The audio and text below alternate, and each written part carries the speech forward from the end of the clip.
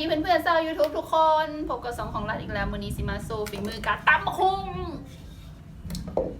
เนาะเขาสิใส่มะเขือประมาณจักมากดีน้อยเขาบ่กินเผ็ดปานใดบ่อันนี้เป็นมักหุ่งที่เขาฟักไว้แล้วเรียบร้อยมื้อนี้สิโซลีลาการตำบักหุ่งเด้ออันนี้พักมักเผ็ดมักคืออันมักหยังมักเล่นผักบอกผักบงพักอยู่นี่กะมักเผ็ดอันนี้มักนาวนี่คือต้มหอยเฮ็ดเองจ้าเครื่องสิมาใส่ตำบักหุ่งเนาะเดี๋ยวเขาใส่กระเทียมก่อนปุ๊บเอากระเสียมักเพชรใส่จากสีใส่จากมากดีวะนี่มักเพชรที่เราจะใส่ประมาณใส่กระเทียมไปแล้วใส่มักเพชรเนาะวันนี้เนาะ2 4 6 7มากเอา8 มากซะมันถึงเพชรดีเนาะ8 มากเนาะโอเคตามด้วยเกลือเอากระสีใส่เกลือลงไปใส่มะเขือใส่เกลือแล้วเราก็จะทำการตำระวังมันกระเด็นเข้าตาเนาะตำแบบนี้เพื่อว่าให้มันกระเด็นเข้าตาเขามีเคล็ดลับเขาเอานี้มาปลูกนี่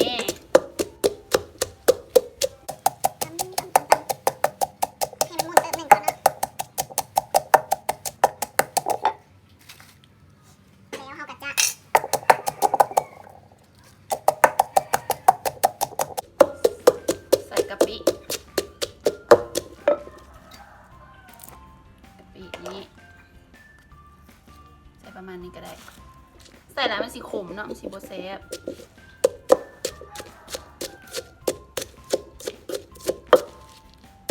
กะปิลงไปน้ำตาลประมาณนี้กินหวานน้อยนึงเนาะ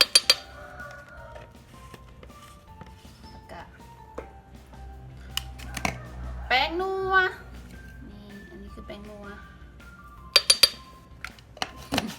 สเต็ปลีลาในการเคาะคนเข้าไปแล้วใส่ปลาแดกเฮาปลาแดกดิบสดยั่วจ้ายั่วนี่ตอนกระปูนะเอาไว้ลงท้ายกันเลยตอนกระปูตำกันเลยใส่ปลาแดกไปแล้วปึ๊บเราก็จะมาใส่มักเล่นจ้ามักเล่นถ้าเอาบดลูกนี่เลยเป็นคนมากินมักเล่นก็ใส่ร้านนิดนึงแล้ว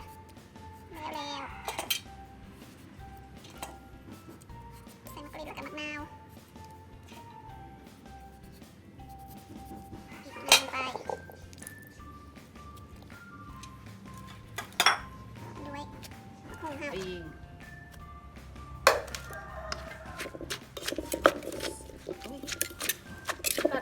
เป็นคนแบบมากกินมะฮุ่งปนขปุ้นเนาะตำมะฮุ่งปนขปุ้นเนี่ยนะจะให้เขาจะเอาตอนขปุ้นมาใส่เราอีกนึงตำให้มันเข้าเนื้อเข้าหนังก่อนเข้ากันแล้วลายแตกเลยทีเดียวว่าเขามักมือเลยจ้ามือเลยเขามักตำมะฮุ่งปนขปุ้นเขาก็ใส่ไปเลยปนเข้าไป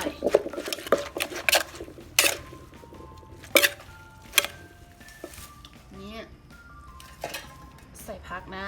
ำผักบ้านเฮาเองเนาะผักยูเฮนิซานเฮานี่แหละปลอดสารพิษแน่นอนเรียบร้อยแล้วจะมาเทนะจ๊ะเทโอ้ยส้มตำยั่วๆเด้อแซ่บคักเป็นตากินเป็นตาแซ่บคักนี่จ้ารีวิว เดี๋ยวเราจะมากินกันต่ำของเฮาแล้วแซ่บหลายเด้อมาเราจะมากินกันบัดนี้มาต่ำแล้วเรียบร้อยเนาะแซ่บคักมาเบิ่งเลยนี่มันมีอย่างแน่เบิ่งเลยเนาะมันเป็นหมกหอยต้มเองกับมือเด้ออันนี้ซื้อตลาดไข่ปิ้งพักเลยเก็บอยู่สวนอยู่เฮือนเนี่ยหมักยมแซ่บขับปุ้นกินตำมะฮุ่งปนข้าวปุ้นอ่ะเป็นเมนูโปรดถ้าไผ่บ่มักปนข้าวปุ้นก็กินตำมะฮุ่งบางคนบ่มัก พอดีเผ็ดแบบแซ่บๆนัวๆเผ็ดในใจนัวครับปลาแดกนัวๆมีตอนกระปูโอ้ยเปลือกไข่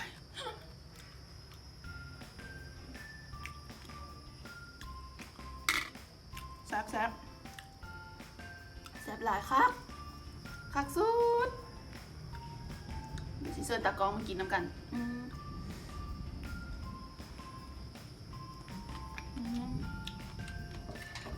กินหอยก่อนนะไม่ซิมซ้อมต้มเองยังไม่ซิมมีขนมโลมันมีอะไร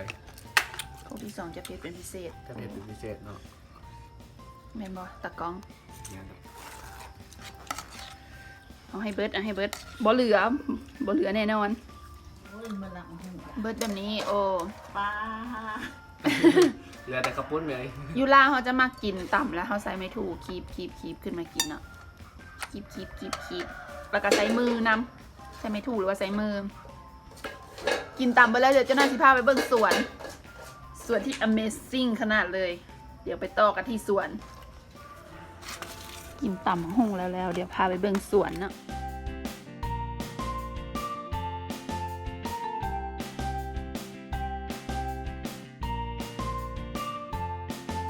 สวนที่ว่านั้นก็คือบ่แม่นสวนแต่ว่าเป็นนี่จักมันมาแต่ใส่สงสัยมันมาน้ำดินบอกมันเป็นต้นมักโมและที่ Amazing ก็คือค่อยเฝ้ารออยู่ท้าให้มันสุกมีหน่วยหนึ่งสิหายก่อนมีปะคือสิมีหน่วยเดียวเว้ยทุกคนมาเบิ่งก่อนเบิดละบอนี่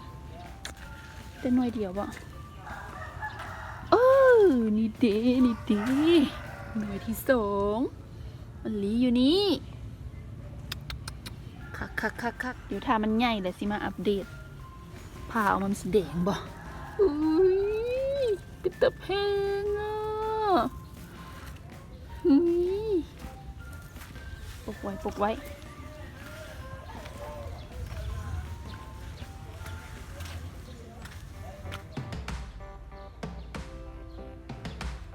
ถ้ามันหน่วยใหญ่ละสิมาปาดให้เบิ่งเนาะถ้าสิบ่มีคนไปเก็บไปก่อนหรือว่า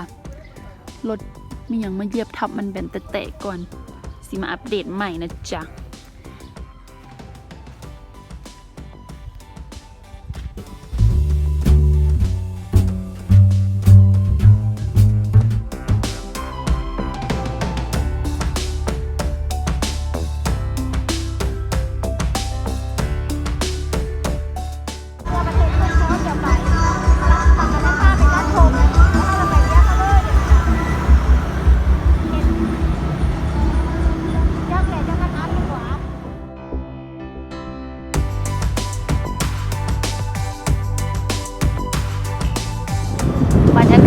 ของยำแรงโคตรงามเลยบรรยากาศกำลังเป็นตะนอนกูมีคนหลายเขากำลังสิไปกินเต้าหู้จ้าเดี๋ยวเขากำลังสิเดินทางไปเซ็นเตอร์พอยต์สิไปกินเต้าหู้กินน้ำเต้าหู้จ้า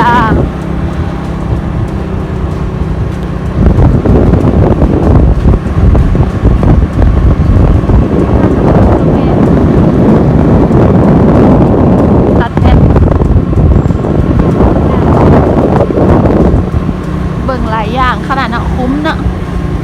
มาทีเดียวมาฮอตเซ็นเตอร์พอยต์แล้วเซ็นเตอร์พอยต์ค่ะขนมมันมาจะซื้อมานั่งกินน้ำเต้าหู้กันทั้งคอยซื้อ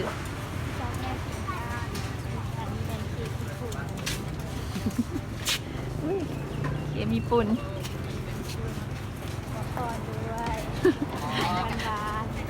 เห็นป๊อปคอร์นบาน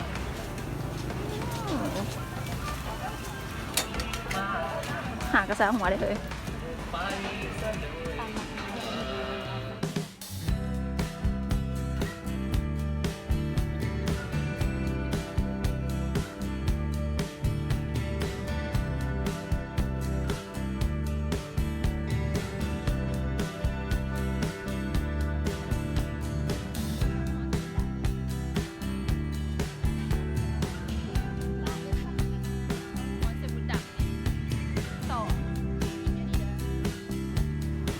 สั่งไปแล้วเต้าหู้ฮ้อนใส่บุญดับกับซื้อขนมมาแล้ว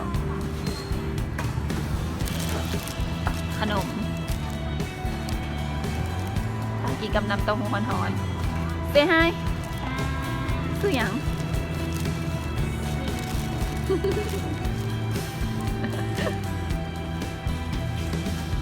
มาแล้วสองจอโอฮ้อน โลกกระเจด ๆ เนาะ ป่วยนะบ่มักใส่โถนะ กระเจดไปนะบ้าเนาะเป็นตันแล้วไม่ให้เป็นตันแล้วละมาเด้อหาดาเขาไม่ได้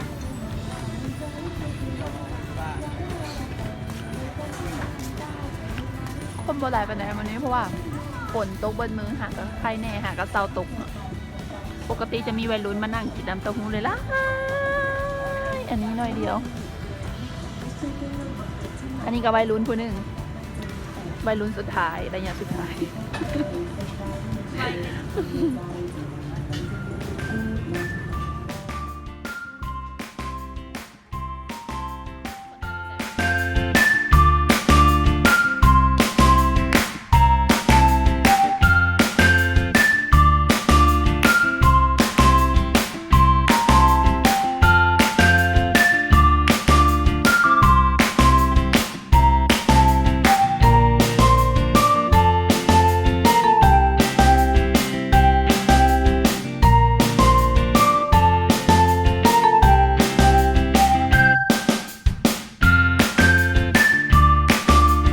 ว่ามักคลิปนี้นะอย่าลืมกดไลค์กด subscribe แล้วก็กดกระดิ่งกิ้งกิ้งกิ้งกิ้งกิ้งกิ้งกิ้งกิ้งกิ้งให้หน่อยเด้อ